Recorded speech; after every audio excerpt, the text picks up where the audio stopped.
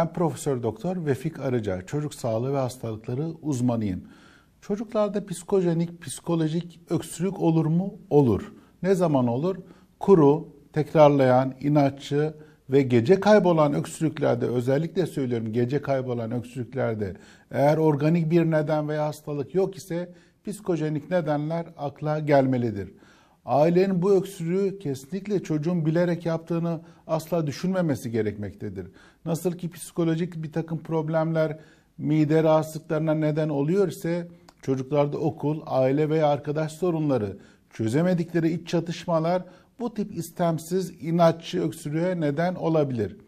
Diğer öksürük yapan hastalıkların olmadığı kanıtlandıktan, özellikle uzman hekim tarafından kanıtlandıktan sonra çocuğun psikolojik durumu sorgulanmalı ve gerekirse ilgili uzman hekimden destek istenmelidir. Bu inatçı öksürüğe Tourette sendromu diyoruz. Çocukluk yaş döneminde ve de özellikle okul çağı döneminde ortaya çıkan bu sinir sistemi hastalığında belirtiler özellikle kol, bacak ve yüzlerde tikler eşlik edebileceği gibi özellikle boğaz temizlemek amacıyla sanki köpek havlar gibi, köpek havlamasına benzeyen tarzda çok gürültülü öksürmek gibi ses tikleri çocuklarda da olabilmektedir.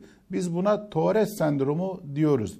Tourette sendromu olan çocuklar gürültülü öksürükleriyle okulda derslerin devamını bozdukları için çoğu kez sınıftan öğretmenleri tarafından çıkarılır.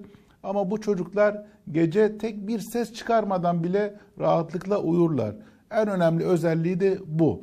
Bu önemli detay unutulmamalı aile tarafından. Ses tikleri dikkat eksikliği, hiperaktivite ve öğrenme güçlüğüyle birlikte görülebilir.